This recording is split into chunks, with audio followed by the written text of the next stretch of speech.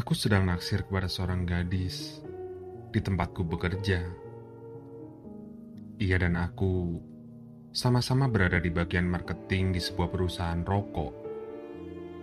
Bedanya, aku baru saja menjajaki pekerjaan ini selama 6 bulan.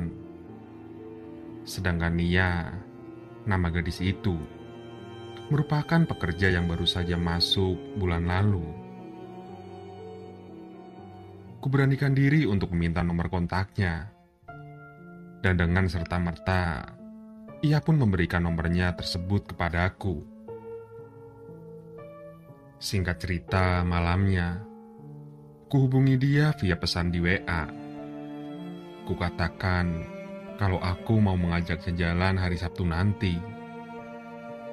Kebetulan, di hari itu aku mendapatkan undangan dari teman yang menikah pada sore harinya. Dan niatku sekalian untuk meminta Nia agar mau menemaniku pergi ke sana. Ternyata ia mau ikut bersamaku nanti. Senang sekali rasanya bisa membawa seorang gadis yang cantik seperti Nia ke undangan. Akhirnya, ia pun memberikan alamat rumahnya dan kupastikan aku akan datang menjemputnya di waktu yang sudah ditetapkan. Sabtu itu, hujan turun dengan sangat derasnya dari siang. Aku melongo melihat situasi. Bisa-bisa aku batal pergi ke undangan teman. Bisa-bisa batal juga mengajak Nia jalan-jalan. Hujannya masih mengguyur hingga pukul 4 sore.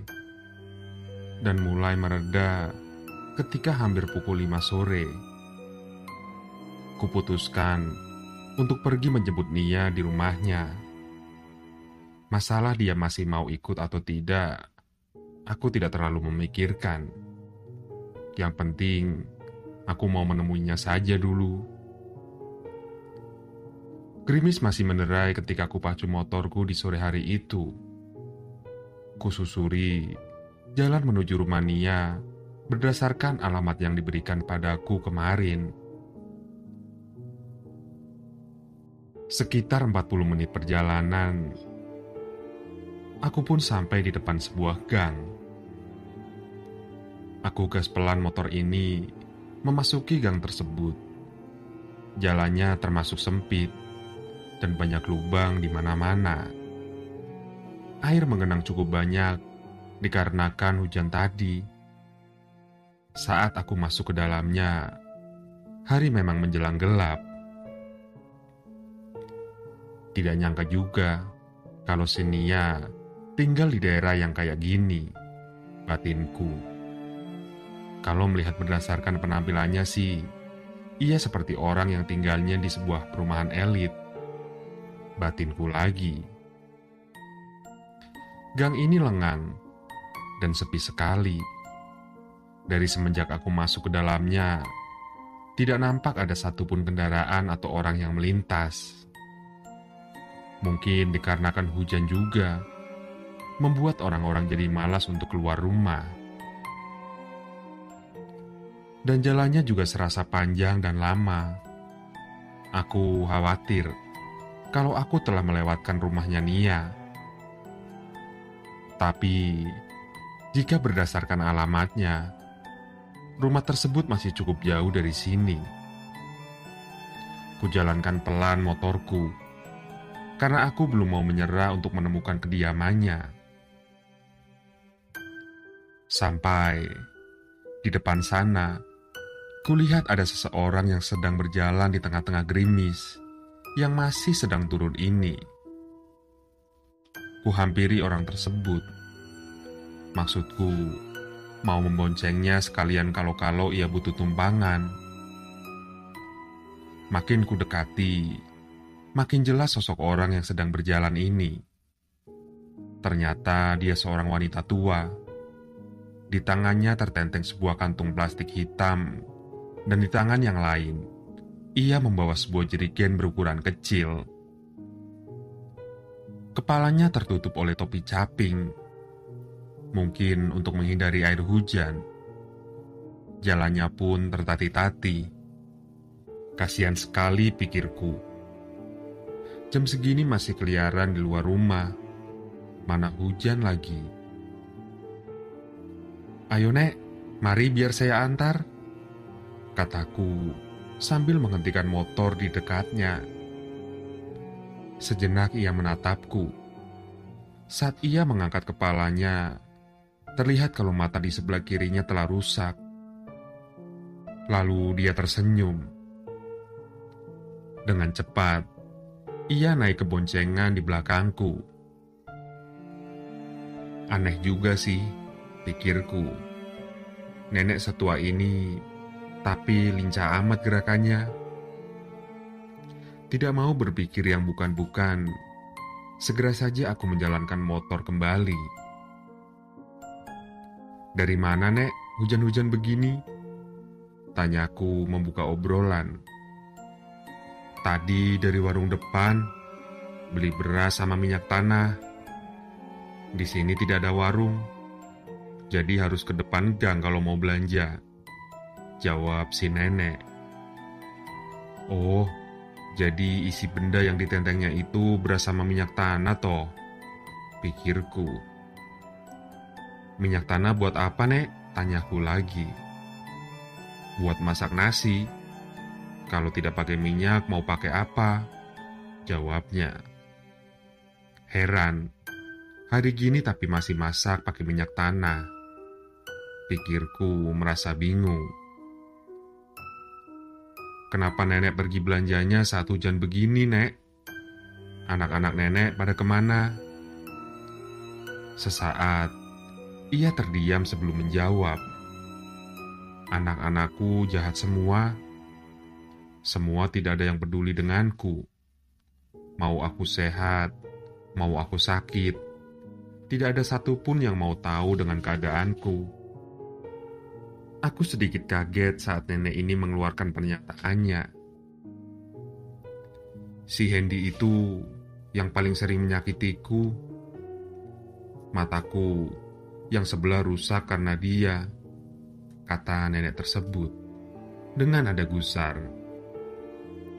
Aku hanya bisa diam, tapi masih ingin tahu dengan cerita si nenek yang tiba-tiba saja curhat ini. "Si Hendy itu siapa, Nek?" tanyaku padanya. "Hendy itu anakku."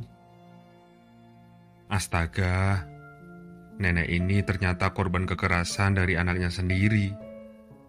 Miris sekali aku mendengarnya. Itu pun kalau ceritanya benar.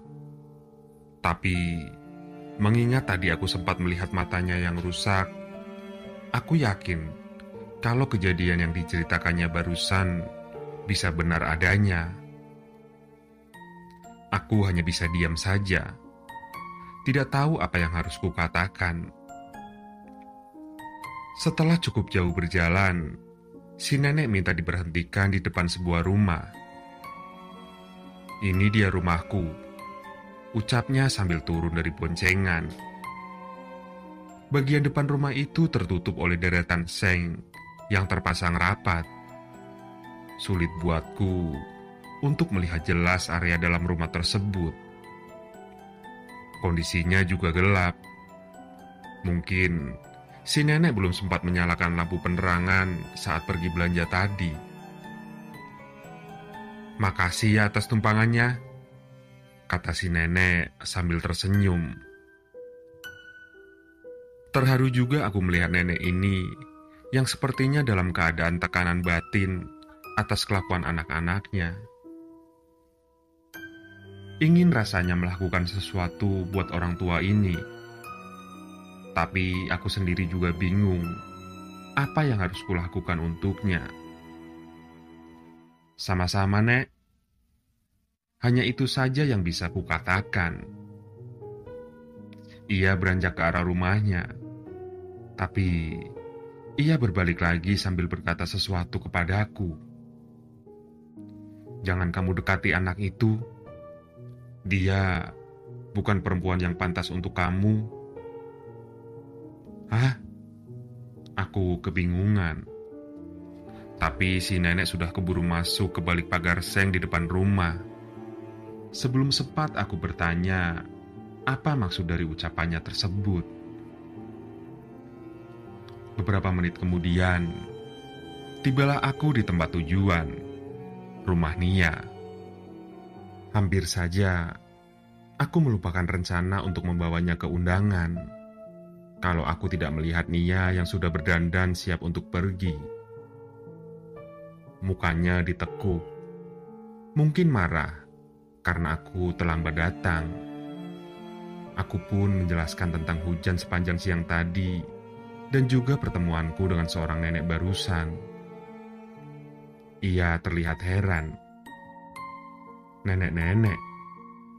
Di gang ini perasaan tidak ada nenek-nenek katanya. Lalu kusebutkan ciri-ciri si nenek yang kucumbai tadi kepada Nia. Karena sebagai warga gang ini juga, seharusnya ia kenal dengan sosok beliau. Saat kusinggung mengenai mata si nenek yang rusak, ekspresinya sedikit berubah.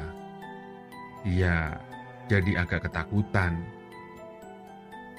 Matanya rusak sebelah, tanya Nia. Ia membawa kantong berisi beras dan jerigen minyak tanah. Aku mengiyakan. Kukatakan bahwa aku juga mengantarkannya sampai ke depan rumah. Astaga, pekik Nia pelan. Sam, sebenarnya yang kamu temui itu adalah nenekku, ucapnya.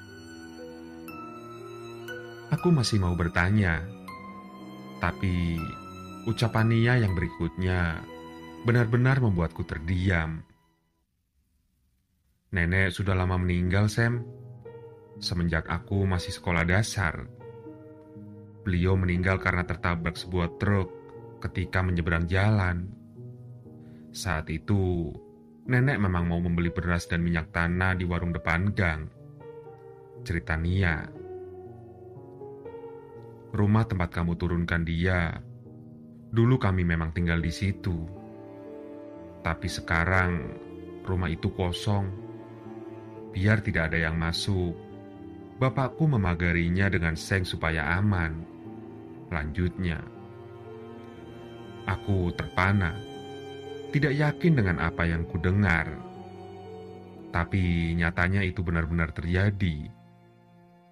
Nenek yang kucumbai tadi, rupanya nenek si Nia, gadis yang aku suka. Tapi nenek yang kucumbai tadi juga rupanya sudah bukan berupa manusia lagi. Tadi nenek sempat menyebut nama seseorang, kataku. Siapa? Tanya Nia. Seseorang yang suka menyakitinya, kataku lagi. Bola mata Nia tampak membesar. Siapa? Hendy, namanya Hendy. Nia membelalak, wajahnya memucat. Siapa Hendy? Tanyaku padanya. Kemudian, ia kelihatan mulai marah. Hendy itu bapakku. Lagi-lagi aku melongo dengan apa yang kudengar. Nia makin menunjukkan amarahnya.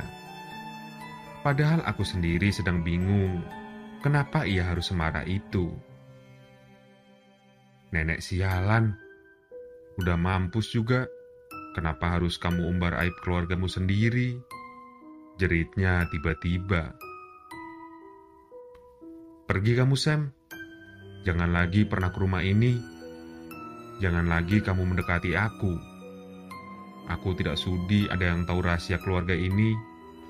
Pekiknya sambil mendorongku keluar dari rumahnya. Sumpah, aku tidak mengerti ada apa ini sebenarnya. Diusir begitu saja seenaknya, tanpa tahu alasan yang jelas, sedikit membuatku merasa tersinggung. Apalagi dengan sekonyong-konyong, Nia membanting pintu rumahnya tepat di depan mukaku. Ya sudahlah, aku pun menghidupkan mesin motor untuk segera pulang. Aneh sekali rasanya atas semua peristiwa yang terjadi barusan. Dengan perlahan, kujalankan motor menuju arah luar gang ini. Hari semakin gelap, dan hari semakin terasa sangat gelap ketika aku melintasi rumah kosong tempat aku menurunkan si nenek sebelumnya. Sialnya, si nenek ada di sana, berdiri persis di bagian depan rumah. Kedua tangannya masih menenteng benda yang sama seperti yang kulihat saat aku memboncengnya. Ia tertawa terkekeh sambil pandangannya tertuju ke arahku. Ya Tuhan, batinku, buruk sekali hari ini nasibku. Dengan cepat buru-buru aku memacu motor agar bisa segera keluar dari gang yang horor ini, dan berjanji untuk tidak akan pernah memasukinya lagi.